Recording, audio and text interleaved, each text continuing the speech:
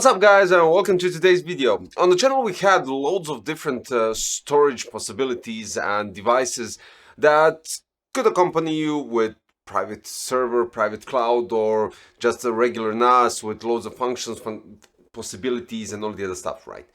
But today we have something which is quite interesting, I do have to say. This is Yottamaster DM1. This is somewhat storage that can be a private cloud, up to 8 terabytes of 2.5-inch SSD or hard drive. And it's quite straightforward. Why? Well, it's magnetically attached, the cover, and you access your 2.5-inch SSD or hard drive. And it can go up to thickness of 14 millimeters.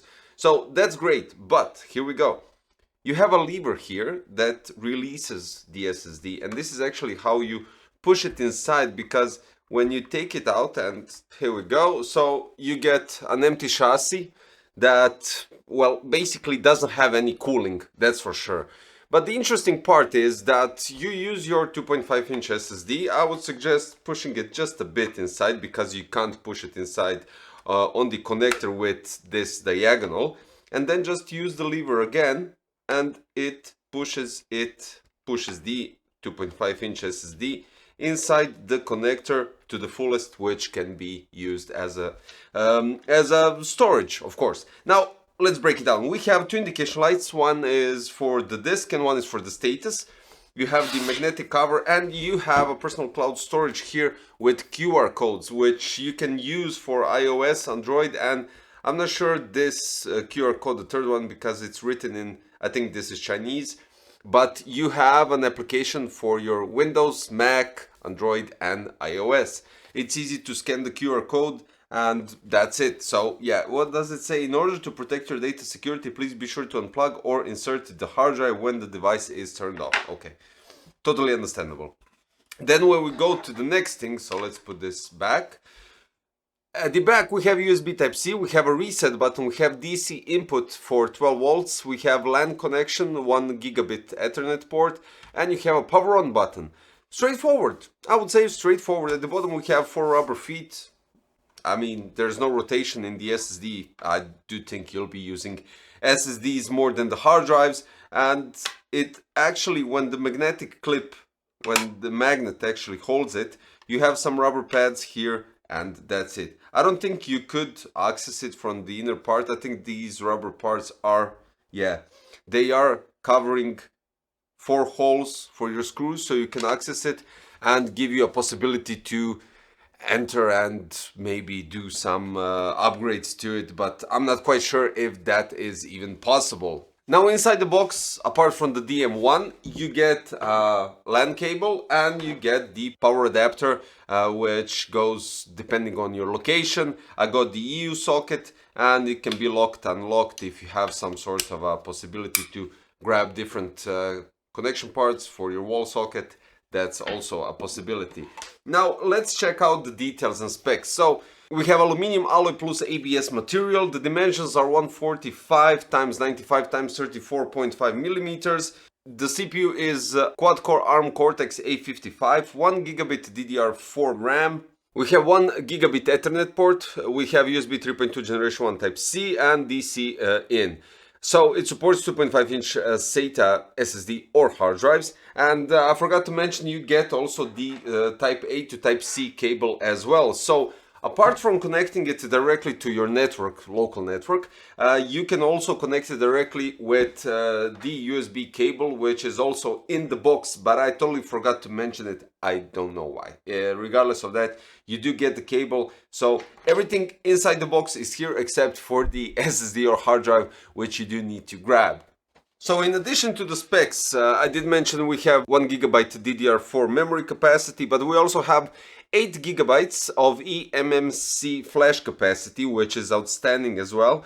And the USB 3.2 Type-C is 5 gigabit per second, so you can already presume what are the speeds going to be. Now, when you connect it via Type-C cable to Type A directly to your PC, you don't have to do anything specifically. It detects the SSD as a regular SSD connected to your PC, so there's that.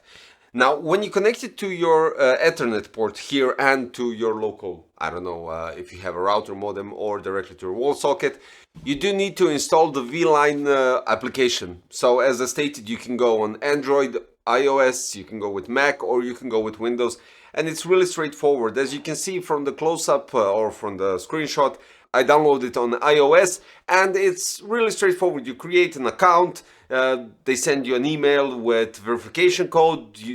This is how you authorize the access to the new registered account, and after that you just have to search your local network for this DM1.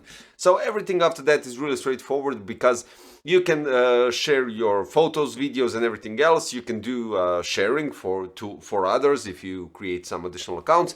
And of course, what you can do else except for that is you can do backups from your phone. Is it pictures, videos, contacts, or anything similar to that? As you can see, you have loads of options inside the application, which is outstanding. For the Windows options, you have the same thing almost. You can access it quite straightforward. Now, there's one thing that I would like to mention, which will give you some sort of a heads up when registering your account on the VLine app. Now, here's the thing. So I first started with my PC, and when you try to register over there, the CAPTCHA won't show, so you can't actually register. So what I would suggest is that you register your profile over your phone, and when you do all of that work, you just go into the app on your Windows and just enter the credentials, and that's all there is to it. This is how you'll be able to easily access, because I was limited with the CAPTCHA and it didn't show. I have no blockers, I have no blocking in the firewall because it's switched off. So it might be my antivirus, possibly, because it does block a lot of stuff unnecessary, or if I didn't place the throughput to be able to do it. But regardless of that, what happened is when I registered over my phone and entered the credentials on my PC, it noticed it immediately. So yeah, I think there's something here, but to make it easier for you guys, I like to mention that part just to give you some sort of a heads up. When we're talking about the speeds, it goes up to 500 megabytes read-write, which is still alright with USB Type-C, and you do need to connect it to your proper USB Type-A that actually can go up to 5 gigabits per second. So if you go lower, it will go up to, I don't know, if you go with 2.5 gigabits per second USB Type-A, then of course it will be much slower. All in all, it's quite interesting, and the application on the phone looks outstanding. I do have to say, really user-friendly. And the thing is that it's not buggy. It works quite nice, quite solidly. The cool thing is it immediately detected that DM1 needs a firmware upgrade. So it did that. I did have to reset the application on the phone after it finished, but after that everything was just working properly. So what I can say is this device is quite handy, because after all, you can go up to 8 terabytes, and I would suggest going with an SSD instead of a hard drive because, well, you know, mechanical stuff in the hard drive and all the other details that you already know. But regardless of that, loads of connections, USB-C and the LAN port, which is quite enough and gives you, well, depends what you're after. And that's it. Yottamaster DM1 personal cloud storage for 2.5-inch SSD hard drives that you can connect on your local network and that you can connect to your Type-C. The good thing is that you can access it from anywhere when you connect it to your network, and that's all there is to it, guys. I have nothing else to say except big thumbs up to Yottamaster for this one, because it's really cool and handy for you guys that need something like this and a cheaper variant to go instead of a full-grown NAS. That's it. Thank you for watching today's video. Of course, as per usual, the links for the Yottamaster DM1 are in the description below, so you can check out the details, price, and everything else that I might have skipped, missed, or you just want to have more information about it. And of course, if you do, leave a comment and I'll try to answer it as soon as possible. But if you're new to the channel, also don't forget to subscribe, hit the like button, click the notification bell, and I hope I'll see you next time. Bye bye.